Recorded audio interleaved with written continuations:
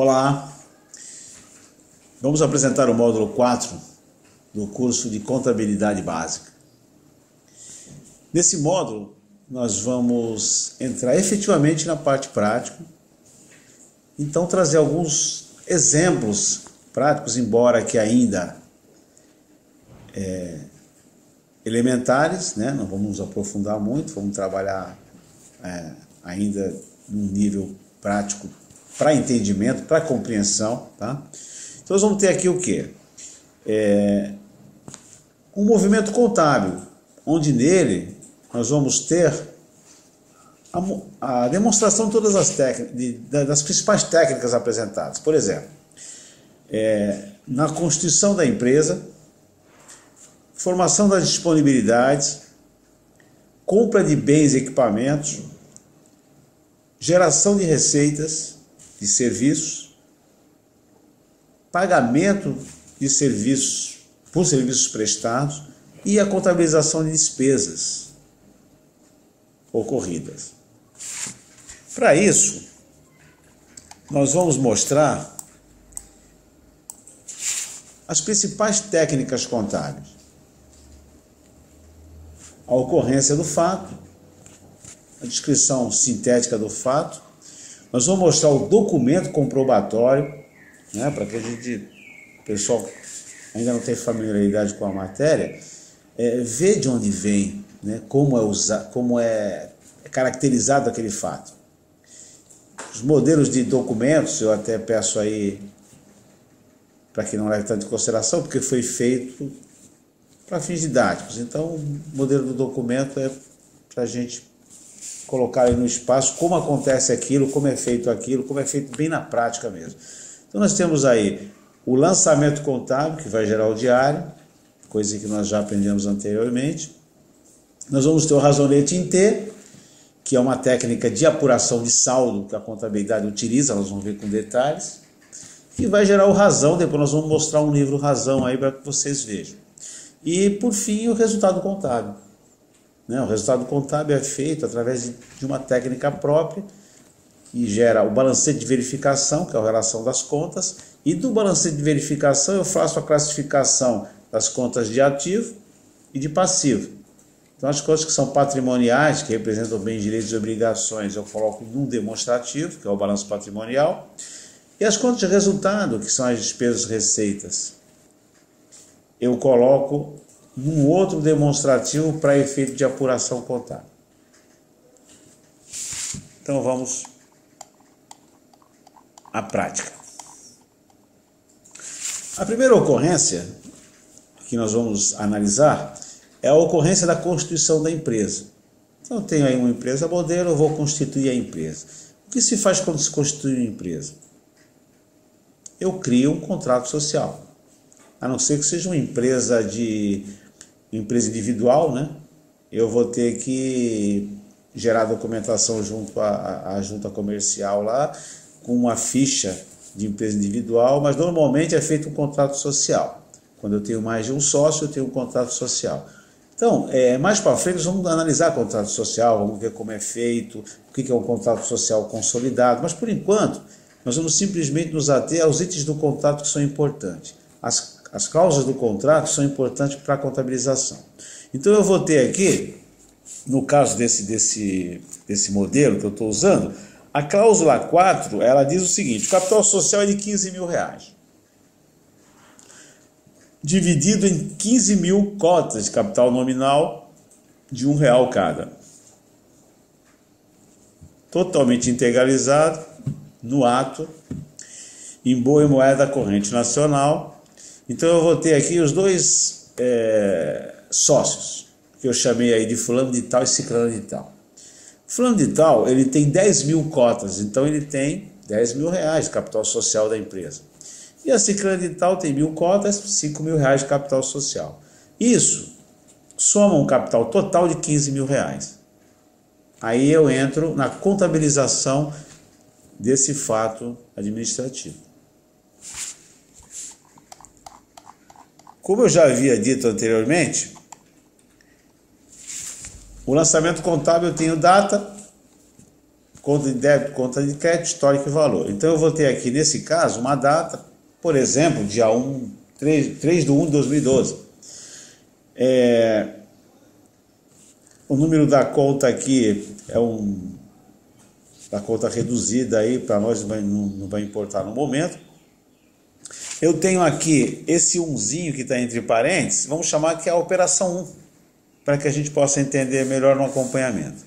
Esse Azinho é uma preposição, quando eu faço a escrituração manual, eu coloco A, em que eu menciono que a conta de débito deve à conta de crédito, por exemplo. Isso é uma convenção contábil, então apenas aceitem. Mas eu vou ter aqui também a denominação D e C, onde o D é débito e o C é crédito. Então, nessa ocorrência, nesse fato gerador, nessa abertura de empresa, eu vou ter um primeiro lançamento, onde eu debito capital realizado e credito capital integralizado. Se eu for analisar a natureza dessas contas, o capital realizado é uma conta devedora. Ela representa o direito da empresa a receber dos sócios o valor que eles se comprometeram a instituir. E no caso do crédito, capital integralizado, é o capital social. É o valor que vai ser registrado na empresa e que não pode ser tirado dessa conta, a menos que a empresa tenha modificações na estrutura dela, ou por aumento de capital, ou por fechamento da empresa, enfim. É a conta que registra o capital integralizado, o capital social da empresa. Então eu tenho a débito, capital a realizar, esperando que os sócios tragam dinheiro.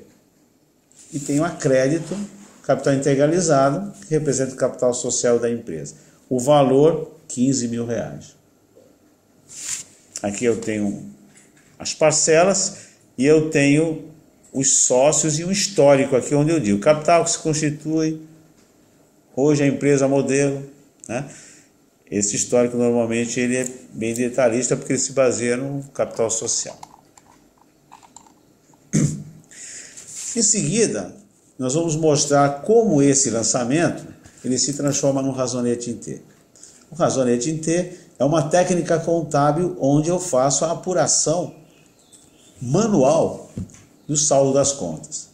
Então eu vou ter um T, eu vou ter a conta, que é a denominação da conta, eu vou ter do lado esquerdo o débito, os valores a débito, do lado direito os valores a crédito, conforme esse demonstrativo aqui.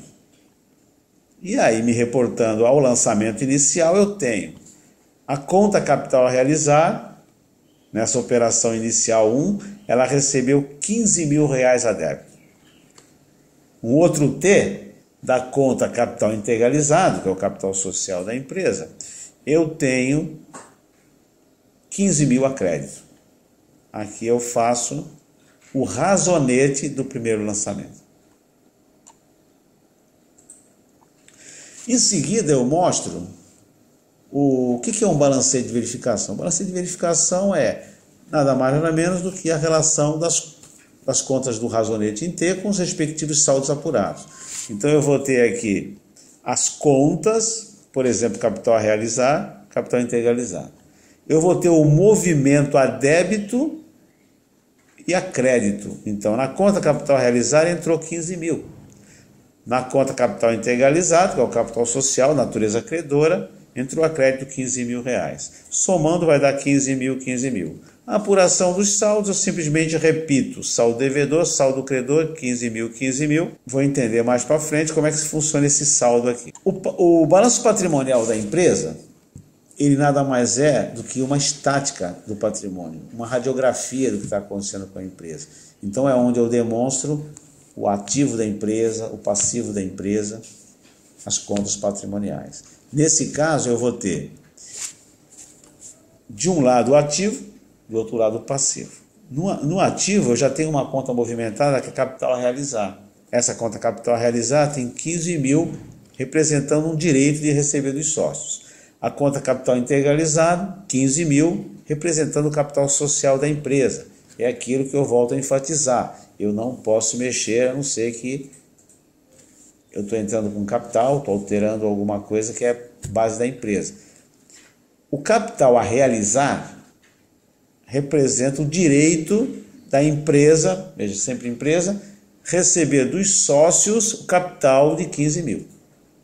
A conta capital integralizada representa a obrigação da empresa de devolver esse dinheiro para os sócios se um dia eles solverem a empresa e desistirem do empreendimento.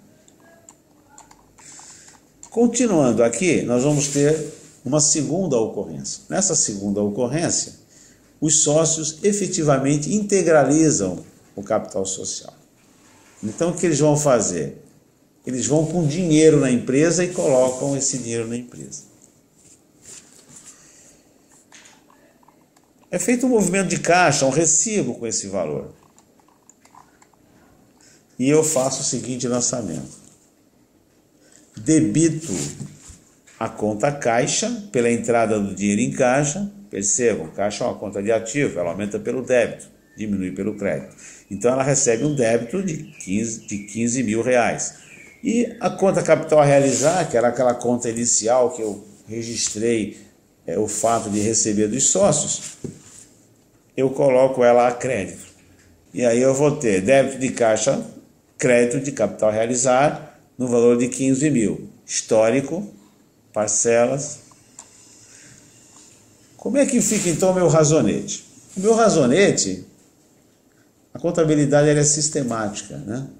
Eu tenho que fazer os lançamentos dos fatos à medida que eles vão ocorrendo. Então eu nunca posso esquecer movimentos anteriores. No caso aqui, quando eu vou refazer o razonete, eu tenho que trazer todos os razonetes anteriores e acrescentar, incrementar as operações novas. Então no caso aqui, percebam que eu tenho no capital a realizar, a ocorrência 1, 15 mil reais se repetindo aqui.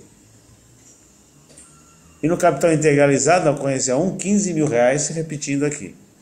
O que aconteceu agora? Um lançamento da integralização do capital. Então, o que eu tenho?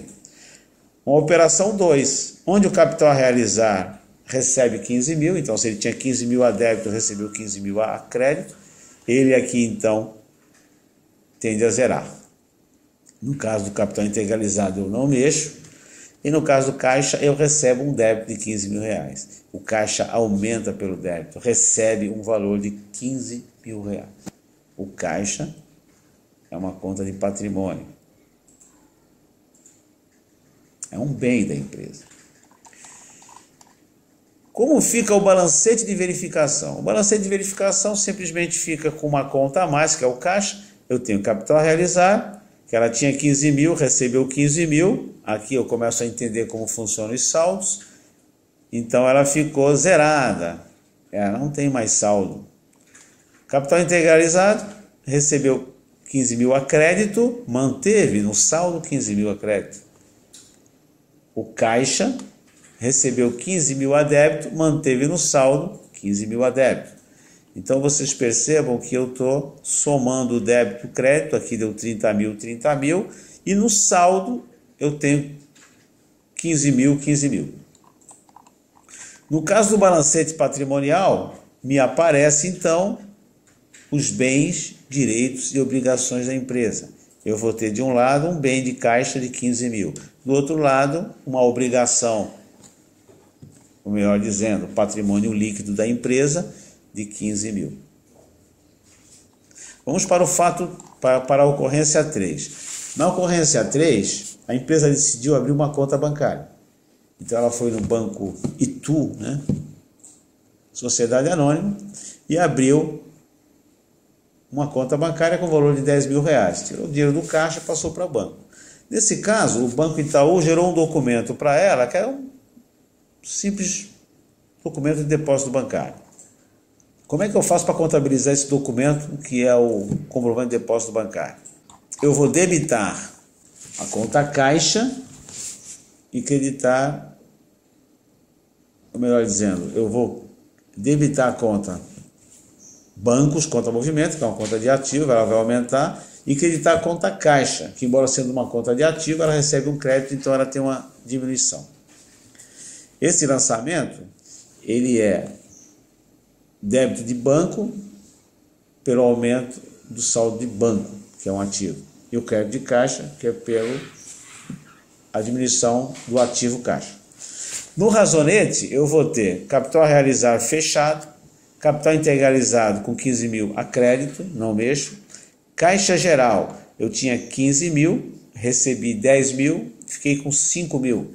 E o Banco Conta Movimento recebeu um débito de 10 mil reais. Como é que fica o balancete de verificação? Ele vai ter o capital a realizar 15 mil, não tem saldo. Capital integralizado 15 mil a crédito, saldo 15 mil a crédito. Caixa 15 mil a débito, 10 mil a crédito que foi para o banco, 5 mil reais. Banco Conta Movimento recebeu um débito de 10 mil, ficou com um saldo de 10 mil. Então percebam que no balancete de verificação eu simplesmente relaciono todos os saldos para apuração. Como é que fica então o balanço patrimonial?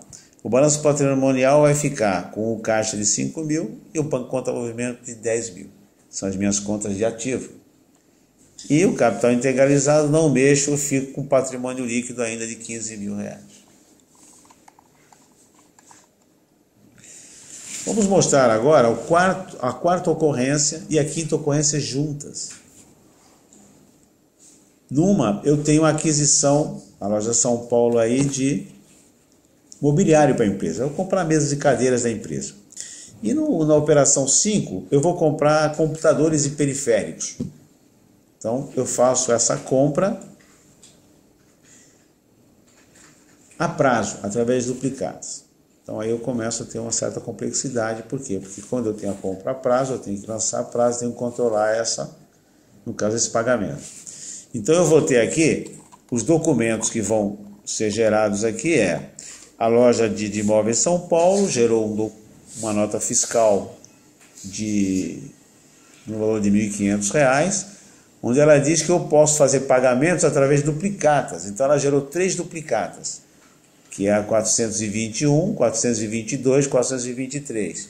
E ela fala, olha, você pode pagar isso aqui em 3 meses, em 3 vezes, sendo que cada pagamento é de R$ 500. A loja de imóveis São Paulo vendeu os meus móveis para que eu pudesse pagar em 3 vezes. O outro documento é da Casa dos Computadores, é a nota fiscal 167.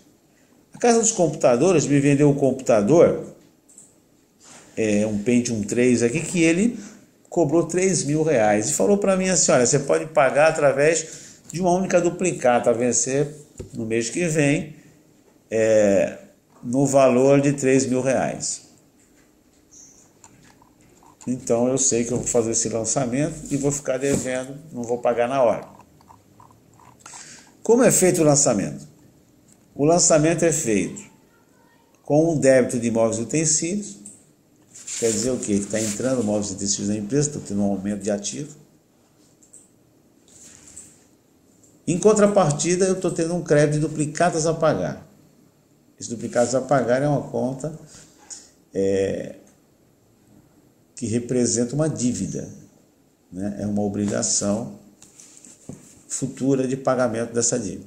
Então, nesse caso, eu tenho débito de móveis e utensílios, crédito duplicados a pagar, no valor total da compra, que é o valor de R$ 1.500, embora eu coloque aqui o histórico das duplicadas. Na operação 5, eu vou debitar a conta máquinas e equipamentos, que é a conta que representa, no caso, computadores aí periféricos, debito pela entrada do ativo, e credito, de novo, duplicados a pagar, que vai representar a conta que eu vou ficar devendo esse valor, no valor de R$ 3 mil. Como é que fica o razonete? O razonete fica da seguinte forma: capital a realizar, eu repito, capital integralizado não mexe, o caixa tinha 15 mil, perdeu 10, ficou com 5, o Banco Conta Movimento mantém os 10, móveis e utensílios, eu tive um débito de R$ 1.500, entrou móveis e utensílios de R$ 1.500, máquinas e equipamentos recebeu um débito de R$ 3 mil, um aumento de bens, um aumento de ativo. No caso, apareceu uma conta aqui chamada duplicatas a pagar. Essa conta duplicatas a pagar, que vai representar o que eu devo para os fornecedores, o que eu devo para as pessoas que me vendem a prazo, ela registra créditos de R$ 1.500, R$ 3 mil, perfazendo um total de R$ 4.500. Essa conta aqui é uma conta de obrigação. Como é que fica o balancete de verificação? O balancete de verificação, ele recebe a conta móveis e utensílios, R$ 1.500 a débito. Máquinas e equipamentos, R$ 3.000 a débito. Só isso? Não. A contrapartida é registrada como duplicados a pagar a crédito de R$ 4.000. O saldo das contas eu vou ter capital a realizar zerado. Essa conta poderia agora sumir daqui porque ela não tem mais saldo. Capital integralizado, ela mantém um registro de R$ 15.000 a crédito. Caixa tem um saldo de 5.000 ainda lá para ser gasto. Banco conta movimento 10.000. Móveis e utensílios 1.500. Máquinas e equipamentos 3.000 e duplicados a pagar R$ 4.500. Gostaria de aproveitar essa oportunidade para dizer o seguinte: vocês percebem que eu comprei e não usei dinheiro da empresa. Isso quer dizer o quê? Que eu estou usando capital de terceiros dentro da minha empresa. Então, essa obrigação que eu tenho para com terceiros é a vantagem de eu poder pagar depois, é a vantagem de eu ter dentro da minha empresa durante um determinado tempo um dinheiro que é de uma outra empresa. Isso aí é muito bom, né? Eu estou usando um crédito para movimentar a minha empresa. Como é que fica o balanço patrimonial? O balanço patrimonial fica: as contas de ativo recebem móveis e utensílios e máquinas e equipamentos, no valor de R$ 1.500, R$ 3.000, R$ 19.500. E a conta de passivo recebe uma conta chamada duplicados a pagar, que caracteriza uma obrigação de R$ 4.500. Capital integralizado, não mexo. Somando vai dar R$ 19.500 a débito, R$ 19.500 a crédito. Repetindo: balanço patrimonial, contas de ativo, bens direitos, obrigações, patrimônio líquido. Bom, aqui nós terminamos a primeira parte do módulo 4. No próximo vídeo, nós continuamos a segunda parte do módulo 4, dando sequência a essas 10 ocorrências contábeis e as atividades práticas desse módulo.